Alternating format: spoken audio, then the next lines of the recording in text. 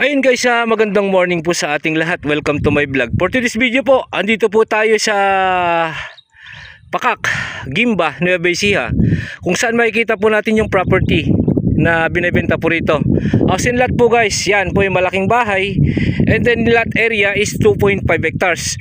Mula po dyan sa poste na yan, hanggang dito po sa poste na to. Ito po. Ang harap po ay irrigation.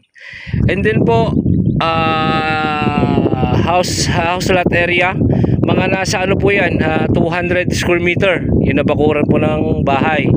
And then may 5 mangga, may mahogany, may langka, and then saging, sampalok, sari-sari po yung prutas po nandyan, yung fruit bearings nya. Nakabakod po siya guys. Ito makikita ninyo dito sa harap. Ito nakabakod dyan, may pathway. And then dito po sa harap ay may tulay siya dito sa barangay road. Ayan po. Ayan po yan. Diretso po yan dun sa bahay.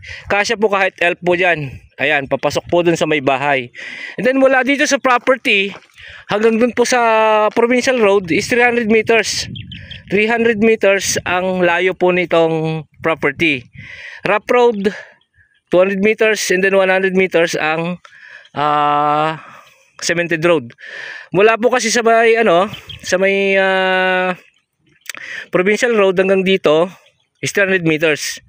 Ayan po, hospital, natin problema, andun po sa highway yung hospital.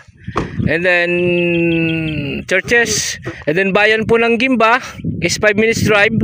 And then bayan ng Kuya po 15 minutes drive. Ayan po. Napakaganda itong property. Bungalow house, may 3 kwarto, may CR, maluwang ang kitchen, maluwang ang salas. Papakita ko po, papasukin po natin doon sa loob mamaya. Ayan po, napakagandang property. And then po, marami pong maluwang po yung binubukid. Mula po dito sa barangay road. And then barangay road din po yan sa dulo. Cemented po yun sa dulo. And kaya nga lang yung nakatutok po doon is yung bukid ditong property. 2.5 hectares po ang lot area po nitong property.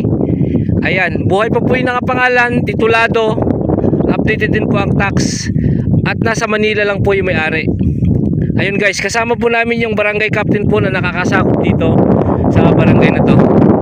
Ayun guys, papasukin ko po yung loob ng bahay.